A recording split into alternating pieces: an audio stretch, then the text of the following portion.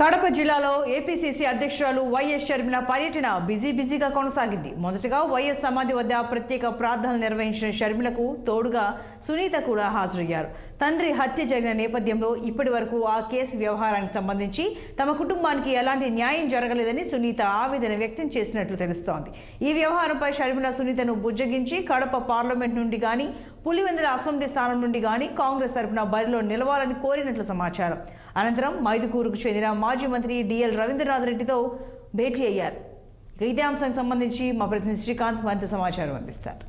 కడప జిల్లాలో ఇవాళ Congress party PCC అధ్యక్షురాలు వైఎస్ షర్మిల బిజీగా కొనసాగారని చెప్పుకోవచ్చు. ప్రధానంగా చూసినట్లయితే ఏదైతే మొదటగా వైఎస్ వివేకానంద రెడ్డి ఏదైతే హత్య కాబడినటువంటి నేపథ్యంలో ఆ హత్యకు సంబంధించినటువంటి కేసును పూర్తి స్థాయిలో కూడా విచారణ జరపాలని చెప్పేసి ఇప్పటికే డాక్టర్ సునీత ఏదైతే వివేకానంద రెడ్డి గారి కుమార్తె అయినటువంటి డాక్టర్ సునీత కూడా షర్మిలతో భేటీ కావడం, అదేవిధంగా పూర్తి స్థాయిలో ఏదైతే కాంగ్రెస్ పార్టీలో ఆమెకు ఒక పదవిని ఇచ్చి అదేవిధంగా ఆమెను బరిలో దించి ఈసారి పులివెందుల నుంచి కూడా ఆమె పోటీ చేసే దిశలో అడుగులు వేయాలని చెప్పేసి ఇప్పటికే వైఎస్ షర్మిల భావిస్తున్నట్లుగా మనకు తెలుస్తుంది. మరో పక్క చూసుకున్నట్లయితే వైఎస్ వివేకానంద రెడ్డి కుమార్తె సునీతతో పాటు షర్మిల కూడా ఏదైతే మాజీ ముఖ్యమంత్రిగా కొనసాగినటువంటి డాక్టర్ రాజశేఖర రెడ్డి సమాధి వద్దకు వెళ్ళి ప్రార్థనలు నిర్వహించిన అనంతరం కూడా అక్కడి నుంచి నేరుగా ఏదైతే కడప నగరంలో జరుగుతున్నటువంటి జయరాజ్ గార్డెన్స్లో విస్తృత స్థాయి సభ జరుగుతున్నటువంటి నేపథ్యంలో అక్కడికి కూడా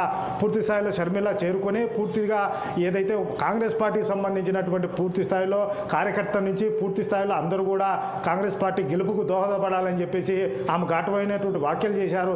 పూర్తిగా ఏదైతే ఒక వైఎస్ఆర్సీపీకి అనుకూలంగా ఉన్నటువంటి ఒక మీడియా సంస్థలో ఆమెకు కూడా 50% వాటా ఉన్నట్టుగా కూడా ఆమె పేర్కొనడం, అదేవిధంగా సోషల్ మాధ్యమాలలో కూడా ఆమెపై అనేక రకాలైనటువంటి వార్తలు ప్రచురిస్తున్నారు. ఆ వార్తలకు సంబంధించినటువంటి పూర్తి స్థాయిలో ఒక ఆడకూతురు విషయము అని చెప్పేసి కూడా భావించినటువంటి తన వదిన ఏ విధమైనటువంటి విధానంలో వెళుతుందని చెప్పేసి కూడా ఆమెపై చిందులేసినటువంటి పరిస్థితులు కనపడతాయి. మరోపక్క చూసుకున్నట్లయితే ఏదైతే వైఎస్ఆర్సీపీకి సంబంధించినటువంటి కొంతమంది నేతలు కూడా ఆమెపై ఏదైతే విరుచుకుపడే విధంగా కూడా వైసీపీ సంబంధించినటువంటి పార్టీ నాయకులు ఆమెపై లేనిపోని ఆరోపణలు గురిపిస్తున్నారని చెప్పేసి ఆగ్రహం వ్యక్తం చేస్తున్నటువంటి విధానం కనపడుతుంది. తెలంగాణ రాష్ట్రంలో కూడా ముందుకు వచ్చినటువంటి విధానంలో ఈసారి ఆంధ్రప్రదేశ్ రాష్ట్రంలో కూడా కాంగ్రెస్ పార్టీ జెండాను ఎగురవేసే దిశగా ఈరోజు కాంగ్రెస్ పార్టీ వైఎస్ షర్మిల భావిస్తున్నటువంటి విధానంగా మనం చెప్పుకోవచ్చు. ఏదైతే కడప నియోజకవర్గానికి సంబంధించి పూర్తి స్థాయిలో ఇప్పటికే కాంగ్రెస్ పార్టీ వర్గానికి